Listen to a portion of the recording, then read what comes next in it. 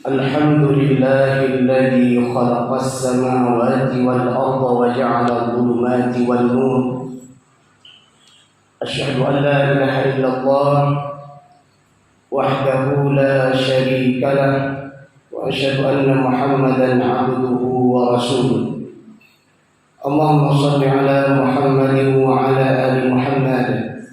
أعوذ بالله من الشيطان الرجيم.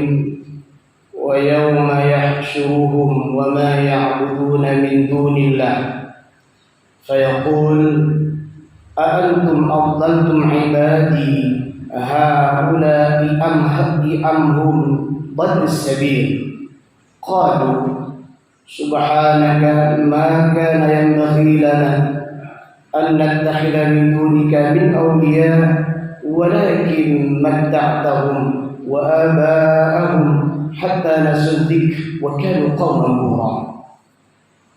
وقال تعالى في آية أخرى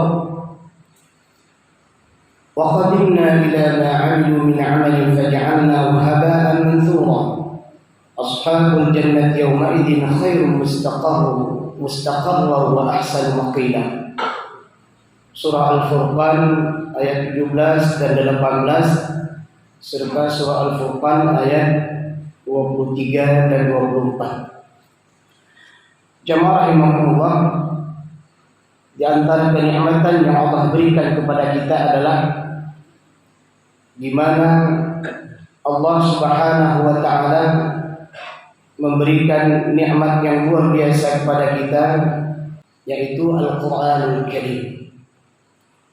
Yang mudah-mudahan Al-Quran yang hari ini ada di depan kita, di hadapan kita, sebelum ajal menjemput kita, mampu kita memahami maknanya dan berusaha untuk mengamalkan isinya.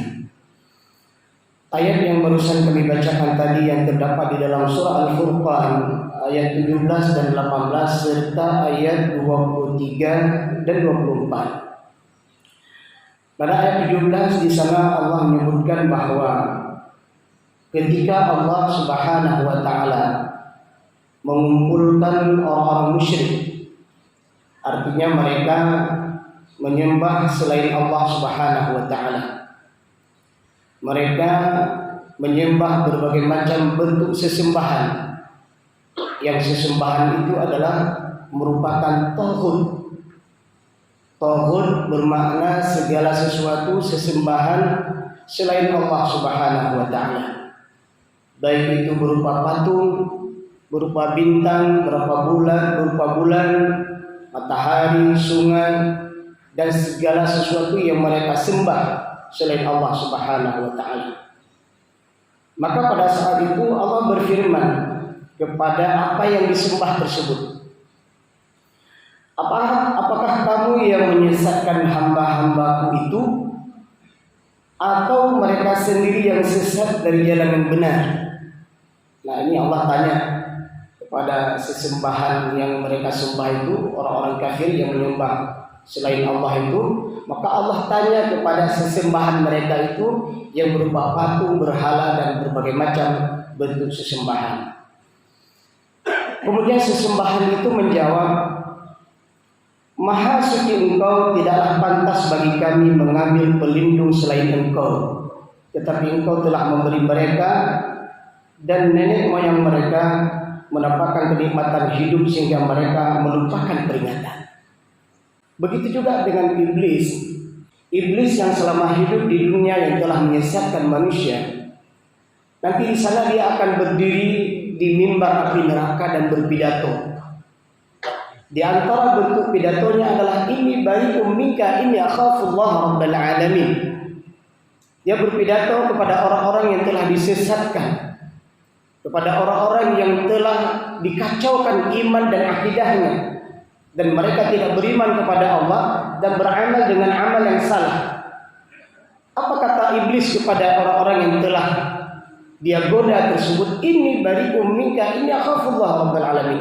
Aku pada hari ini berlepas diri dari kalian semua, dan aku adalah takut kepada Allah Rabbul Alamin. Jamaah rahimakumullah, beberapa ayat ini memberikan peringatan kepada kita bahwa di samping kita menjaga ketaatan kepada Allah Subhanahu wa taala, kita berusaha berupaya untuk menjauhkan diri dari segala bentuk kesyirikan, dari segala bentuk yang akan membuat kita hilang daripada akidah yang benar, hilang daripada iman yang benar.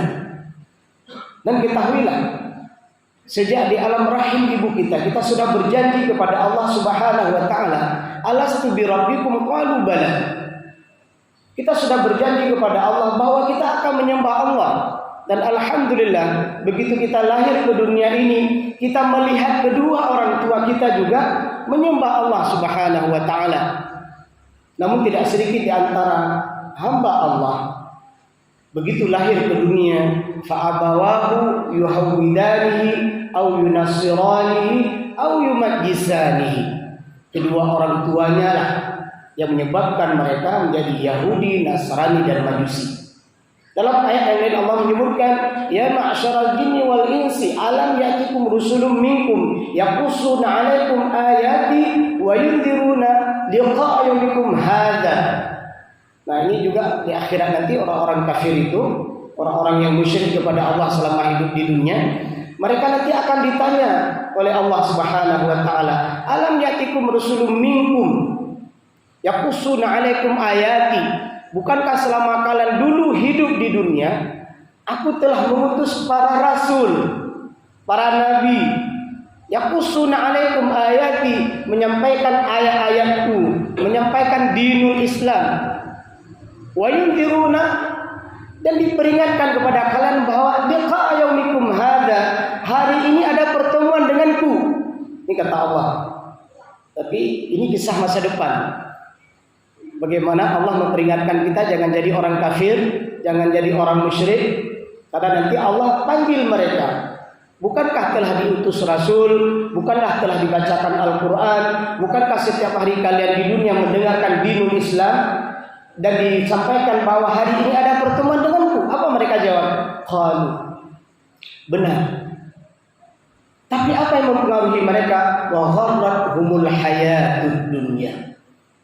Ternyata dunialah yang mempengaruhi mereka sehingga mereka menjadi kafir. Dari ayat dan hadis yang kita bacakan ini setidaknya ada dua peranan besar yang menyebabkan seseorang hilang imannya, hilang akidahnya, yaitu fa'abawahu, kedua orang tuanya, dan yang kedua adalah wa gharrathumul hayatud dunya. Jamaah rahimakumullah, ketahuilah sebanyak apapun perbuatan baik yang dilakukan oleh orang-orang kafir selama hidup di dunia, Allah memberitahukan kepada kita di dalam surat Furqan ayat 23, wa qadimna ila ma 'amilu min 'amalin faj'alnahu haba'an mansura.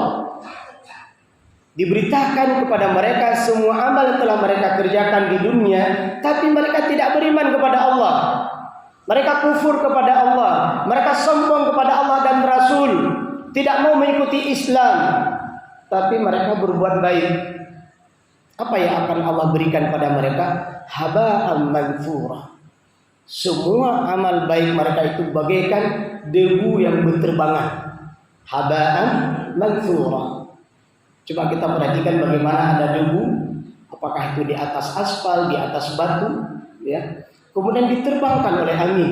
Tidak ada sedikit pun apapun yang tertinggal. Begitulah gambaran yang Allah gambarkan bagaimana perbuatan baik orang-orang kafir, perbuatan baik orang-orang musyrik, sebanyak apapun tidak akan dihitung oleh Allah Subhanahu wa taala karena tidak ada iman di hatinya. Maka di akhir zaman ini perbuatan yang paling berat kita lakukan adalah hal yang paling berat kita jaga adalah iman. Kalimat selanjutnya Allah sebutkan di dalam surah Furqan ayat 24, ashabul jannati yauma idzin khairun mustaqarran wa ahsanu maqila. Masya Allah. Orang-orang yang selama hidup di dunia menjaga imannya, beramal soleh. Nah, ini kan amal soleh sangat banyak. Menjaga sholat 5 waktu berjamaah, membantu saudaranya.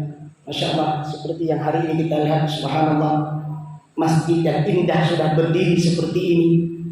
Mudah-mudahan infak dan sedekah yang telah diberikan Itu menjadi amal jariah setelah kita nanti menghadap Allah Subhanahu wa taala, dan bahkan saat kita hidup di dunia pun Allah telah memberikan balasan kepada kita.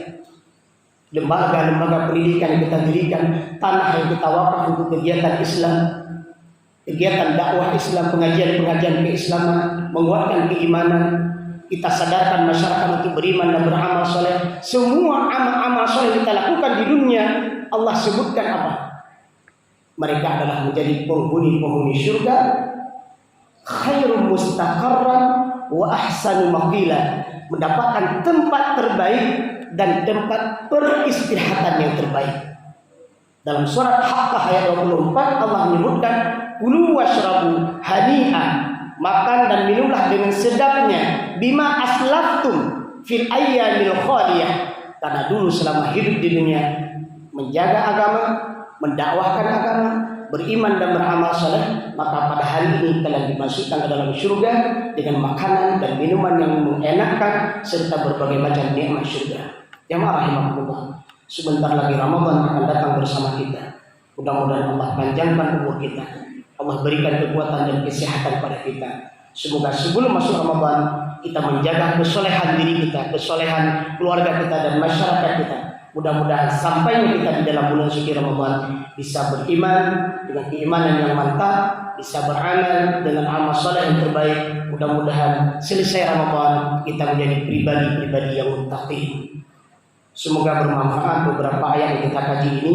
Allah kuatkan iman kita dengan amal soleh kita, dan Allah berikan pada kita kehidupan yang bahagia di dunia dan insya Allah bahagia di akhirat nantinya.